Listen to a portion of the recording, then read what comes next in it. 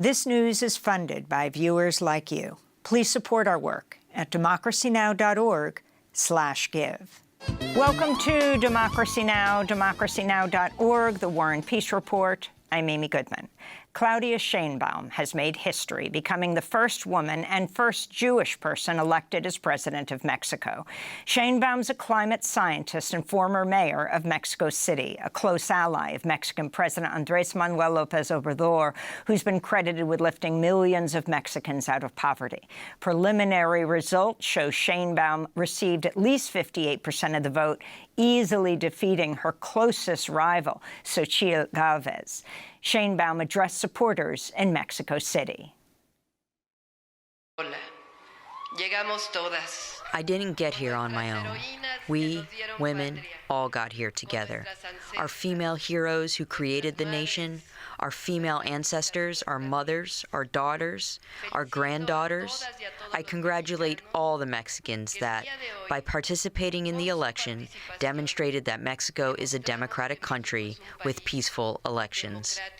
Mexico's election was marred by violence. At least 38 candidates were assassinated during the campaign. In the western state of Michoacán, a candidate for mayor in the town of Cuitzeo, Israel Delgado Vega, was shot dead just hours before voting began. Mediators from the United States, Qatar, and Egypt are pressing Israel and Hamas to accept a proposed three-stage ceasefire and hostage deal that would include the eventual withdrawal of Israeli troops from Gaza. On Friday, President Biden outlined the proposed deal at the White House. It's time to begin this new stage, for the hostages to come home, for Israel to be secure, for the suffering to stop. It's time for this war to end, for the day after to begin. President Biden described the ceasefire plan as an Israeli proposal, but Israeli Prime Minister Benjamin Netanyahu has not yet publicly backed it. One of his aides said Israel's agreed to the framework of the deal, but no official announcement has been made. Two far-right members of the Israeli government, Finance Minister Bezalel Smotrich and National Security Minister Itamar Ben-Gvir, have threatened to leave Netanyahu's government if he supports the truce proposal. On Saturday, tens of thousands of Israelis, led by relatives of hostages, took part in protests calling on Netanyahu not to sabotage the ceasefire deal. We demand that Netanyahu stand up and publicly support the Israeli proposal which President Biden presented yesterday.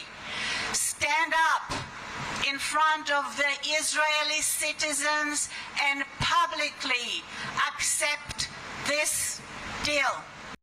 This comes as Benjamin Netanyahu has accepted an invitation from U.S. House Speaker Mike Johnson and Senate Majority Leader Chuck Schumer to address a joint session of Congress. Senator Bernie Sanders slammed the plan to host Netanyahu at a time when the International Criminal Court is seeking his arrest for war crimes. A number of Democrats are expected to boycott Netanyahu's address. We'll speak to former Israeli peace negotiator Daniel Levy.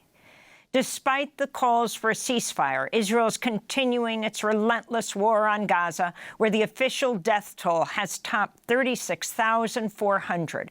Over 120 bodies have been recovered in the Jabalia refugee camp, which has been reduced to rubble by Israeli forces. Residents turn to the largest camp in Gaza, Jabalia, to find their homes destroyed. After 20 days, we were able to return home, praying to God that nothing had happened. We returned and found nothing. We don't even know what to get. What should we try to get a hold of? Nothing. The Israelis displaced us, humiliated us, they starved us, and caused a Nakba. We do not know where to go. Where should people go? Nowhere. The north is finished. That is what we return to. I don't know what to retrieve. Look, if we get the bedding, we find that it is torn. Whatever we get, it is torn. Where should we go? Here. This is my home. I can't even find it, I swear. It's all crushed into pieces. What should we do? God is my suffice and my best disposer. In central Gaza, an Israeli attack on the Burej refugee camp killed 6 women and children. Another 4 Palestinians died in an Israeli attack on the Nuseirat refugee camp. Meanwhile, the UN's reporting more than 1 million Palestinians have now fled Rafah as Israel expands its attack on the southern city. UN shelters in Rafah are now empty. This comes as Palestinian officials warn over 3,500 children in Gaza are at risk of death due to starvation. In other news from the region, at least 16 people have reportedly been killed in the Syrian city of Aleppo in a suspected Israeli strike targeting an Iran-affiliated militia. Protests over Israel's war on Gaza continue. On Friday, police raided a student encampment at the University of California, Santa Cruz. About 80 arrests were made. This comes as academic workers continue to strike at UC Santa Cruz. Strikes are expanding this week at 3 more University of California campuses. Strikes begin today at UC Santa Barbara and UC San Diego, followed by UC Irvine on Wednesday. At the University of Chicago, dozens of students walked out of their commencement after school officials withheld diplomas from 4 seniors who participated in a Gaza Solidarity encampment on campus. Protesters could be heard screaming, "Stop genocide," during the ceremony. At Vassar College here in New York, hundreds of alumni disrupted the school's reunion weekend. More than 1,200 Vassar alumni have vowed to withhold donations until the school cuts ties with companies supplying Israel with weapons. Here in New York City, students at Columbia University set up a new encampment named Revolt for Rafah on Friday as the school held its alumni reunion weekend. Also in New York, student protesters disrupted commencement ceremonies at Hunter College's Silverman School of Social Work.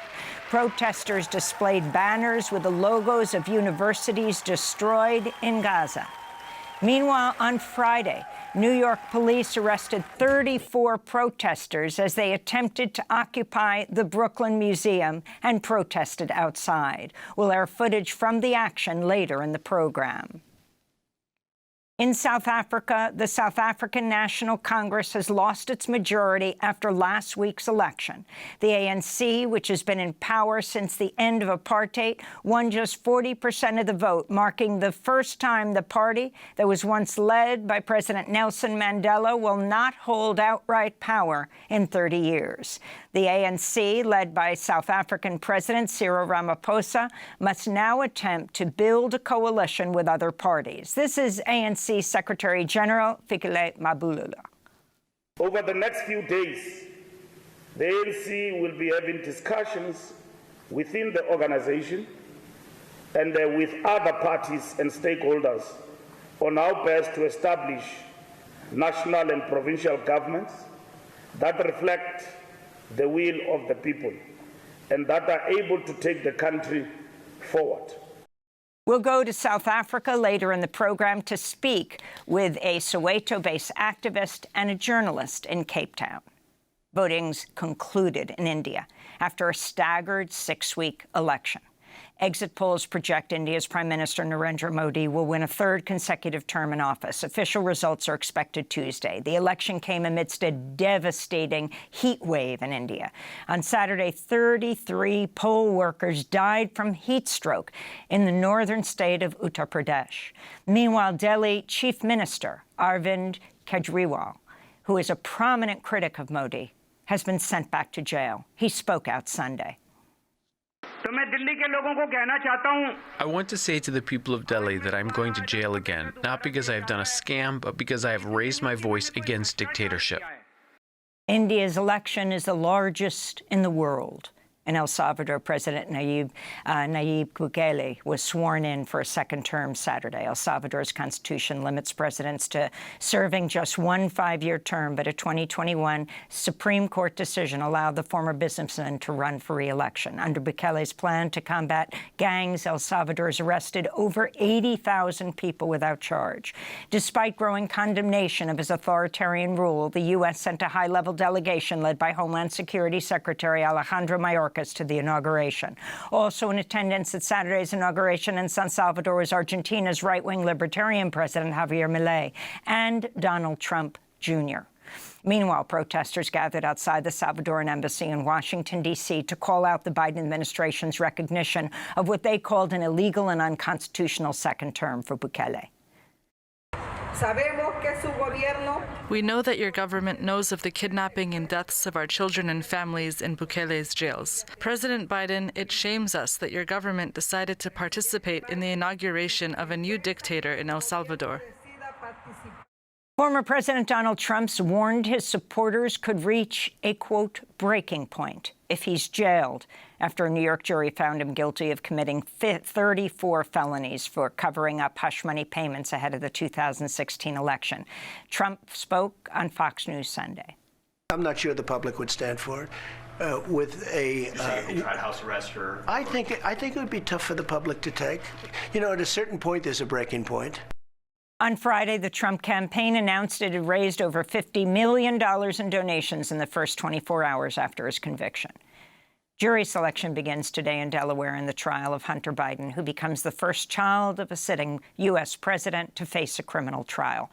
Hunter Biden was indicted last year on felony charges of illegally possessing a handgun and making false statements in order to obtain a gun in 2018.